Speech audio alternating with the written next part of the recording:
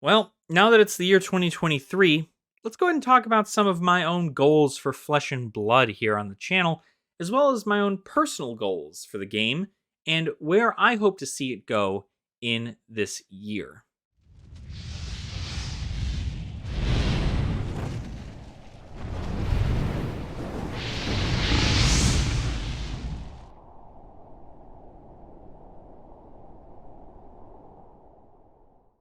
Welcome on in, Dragonfolk. I hope you're all having a fantastic day. I know I am. My name is Ashen Wings, and I'm happy to have you all here today on the channel. Again, we're doing the standing thing. I think I like this. It allows me to move around and shake and stuff like that. I think it really works the body. So we're gonna keep doing this, unless of course you guys don't like me being the 6 foot tall individual I am. So we can work on that. But today I wanted to talk about Flesh and Blood. All right, we've kind of dove deep into Flesh and Blood right around early November, right around the Dynasty release. We've done some openings for Uprising back when Uprising first came out, but other than that, we didn't really touch Flesh and Blood until Dynasty came out. We actually took the plunge, got in there, and started going to armories and going to on-demand events and getting ourselves prepared, playing on Talishar, playing on Felt Table, playing with friends, doing testings. There's a lot to take in as far as Flesh and Blood goes, and I know I'm still doing a lot of learning myself, but I want to talk about what I hope to accomplish in the year of 2023 as far as Flesh and Blood goes. So, obviously, you all know we like Dromai here on the channel. Dromai is my girl. I love me some Dromai. Obviously, Dragon Mom, she's killing it, right? And it is unfortunate that currently in the meta, she's not doing as amazing as she should. But that's mainly because we've got a lot of people coming into, the aggro scene. Aggro is very difficult against Dromai, except like sometimes Dash is a little bit okay. But mainly it's the FaB matchups, a bunch of the popper stuff too. You've got things like, Rhinar and Bravo, which are not really aggro, but, Rhinar sure feels like aggro with the amount of intimidates that are able to get off. And it has become such an interesting meta that I've been introduced into, right? I mean, I know the metas previous, you had Starvo, who absolutely blew things out of the water. You had the Briar, pre-errata Briar, who completely devastated things with multiple embodiments of Earth. You had the Bloodsheath Skeleta. Is that the name of the card? You'll know what I'm talking about. That card blew up in Rune Blades and essentially helped get Chain all the way to freaking LL. Prism was an entire concept that just like rolled through most matchups, and Prism almost had no enemy to her. Now we're at a point where there's a little bit of a proper consistency in the meta, and I'm enjoying that a lot. But I still just want to play Dromai. I love Dromai a lot, and I do really love all these other heroes. I do plan to still make a CC deck for every hero because, well, I like the challenge for 1 and 2. I like to switch up playstyles and armories, so it makes me kind of keeps the mind sharp. You know what I mean? But overall, I think the premise of what I want for 2023 as far as my scene to go is I'd like to top 8 a tournament. We've talked about ProQuest. I'm hoping to go in top 8, but of course, if it doesn't happen, I'm not going to be, downtrodden by it. And I, of course, will continue to enter into events as they go on. I do plan to be at the Calling in February, early February. So, oh man, now that I think about it, that's a month away. I should probably reserve my hotels and stuff. I want to go to the Calling. I want to go to a bunch of these other events. I know on my own personal budget, I won't be able to go to many of the events, but I'm going to be excited to go when I do. And enjoying those as they come through. The best I can do is if I can't make it to any of these events, I can at least go to my local armories, hang out there, right? Play around with some people, because I'm certain not everybody's going to have all this money for plane tickets, but I would like to go to multiple ones, maybe even some in like some various different states far away, right? Charlotte, I think, is one that's happening. That's a Battle Harden that's coming in March. So that may be something I want to get down to. That would be cool. But overall, I'd like to top 8 something, right? And if not top 8, I'd like to place top 16 at minimum, right? So I feel that's not too bad. Although with Dromai being in the meta right now, where she is, the odds are pretty not great. Only because I'm certain I'm going to be running into a lot of FaB. But we're going to figure that out as we go. I'm going to see. I'm going to see how things pair out. If I end up going against a FaB, it's not that it's an auto loss. I just kind of have to hope that my opponent is bad. But it's kind of easy to run FaB, so I don't know how it would be bad. The next thing that I want to do is actually for the channel here, and something I'm going to want from all of you guys as well, because I know a lot of our Flesh and Blood content is still pretty new in the realm of things. I did luckily get a how to play video out for everybody, so that was kind of the first step into learning how to play Flesh and Blood. You can check that out right up in this corner up here. But what I want to do for the channel is I want to get recognized as a content creator by LSS. I know most of the community has even looked at my stuff and they've gone, oh, well, look at this guy. He's talking about Flesh and Blood. He was a Magic the Gathering player, or still is, and just overall has a good sense about him. And I'd hope that LSS can see that. I've already been wonderfully, indoctrinated into the Flesh and Blood community as far as things go. So I just want to say thank you all. I really hope to meet a lot of people at not only the ProQuest, but also at the Calling in Indianapolis. So that would be very, very fun to meet a bunch of other content creators. But overall, getting a niche in Flesh and Blood will certainly help. I'd like to get a guide out for my Dromai of how I play her, give her kind of a rundown as to how to play her, maybe what you're looking for as far as some lines to play. But of course, I'm no expert, so I'm sure there are going to be plenty of people who are going to be popping themselves down in the comments and telling me how wrong I am. But of course, I think what's important is, again, another thing I hope to do with Flesh and Blood, is I hope to be corrected. There are plenty of things I don't know about the game.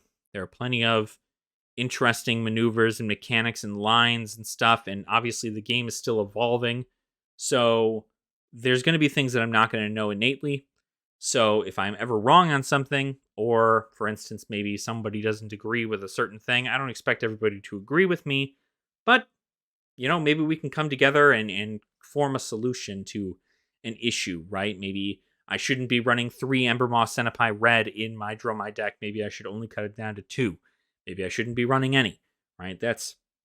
I want deck tips from people, and luckily being a regular over at MinMax in Addison, I have access to a ton of awesome, knowledgeable individuals who can teach me what I need to know. But overall, I hope to please the people of Flesh and Blood and give a good basis for what it's like to be a player and what it's like to be a content creator for the game that everybody loves so much.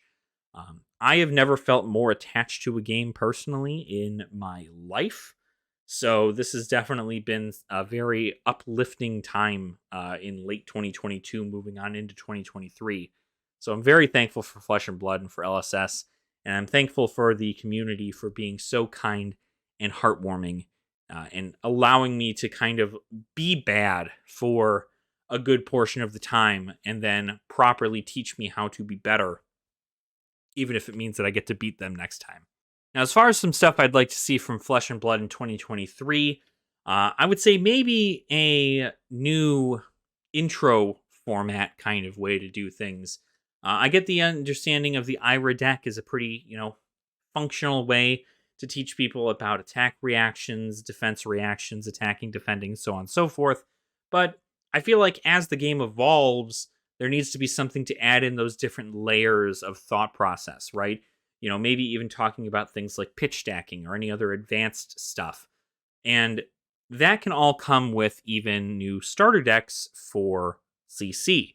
I would love to see new starter decks for CC. I know we had the starter decks for Welcome to Wraith that were CC, but obviously those are well outdated as far as the new cards that have come in. So I'd love to see a new CC based, starter deck to buy for play at an LGS. So for instance, if you just wanted to pick up a deck for like $20 or something at an LGS just to kind of start you off, $20, some sleeves, and a deck box, you can go ahead and get yourself going into a armory event at your local game store. But it's going to be weird to test, right? Because obviously it's a different realm. I won't get too deep into it, but like there are not a lot of people who go to these armories that are not fully geared out, or at least have a decent amount of gear. So I would imagine if you're just starting, maybe there's just some way for you to kind of sit down. A lot of the players at LGSs love to teach others. So it is important that, obviously there's a learning session. Maybe even have an employee, if available, sit down and teach a new player how to play Flesh and Blood instead of just handing them a deck and putting them in an armory. Maybe just like a one-time in-person tutorial, something that LGSs can provide to their players. I think that'd be a pretty fun little thing. Obviously, not everybody at an LGS is going to know how to play Flesh and Blood. I don't think people expect them to, but I think that'd be a fun little thing. At least, if anything, we have us, right? The content creators of YouTube, the content creators all over. We all have stuff out to teach people how to play Flesh and Blood, and that will continue, well into 2023. I'll continue making videos on deck techs for heroes and what I personally like to play, the lines that you're looking to do in these games, and the overall strategy of certain heroes. And then once you get the general basis of the hero, it's really, and this is something that is not ever taught to anybody, it's up to you to change that meta, adapt to the meta that is currently going on right now, and change your deck to best benefit. If you're in an aggro heavy meta, maybe your deck can aggro faster if you choose the right cards. This is one of the best ways to beat aggro is to be aggroer. So that is a great concept. But that's something I'd like to see. Another thing I would like to see is probably more info on the PvE stuff.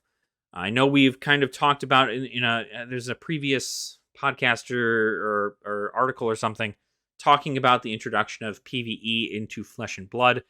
We've seen some cards released in Dynasty. We've seen some other cards previously that kind of just like sit around the board. These cards are, they're not ones to usually play in a classic constructed format because they're too slow. But slow is good when it's you and a bunch of friends against a boss, essentially. So it's a very interesting thing. I'm not sure how they're going to do it. I know I have a buddy of ours here in the YouTube space is actually working on a PvE thing for Magic the Gathering. So I do hope that Flesh and Blood does give us a little bit more information on the PvE scene. I think the wording is that it's supposed to be mid-year of when we're going to see PvE. I'm not sure what that means. That may just mean that it will come with the next expansion set. So it'll be Outsiders, and then whatever set is after Outsiders may be the set that we get introduced into PvE. But, of course, it's all up to speculation. I'd just be curious to see what happens. And then probably a third thing I'd like to see from LSS and from Flesh and Blood.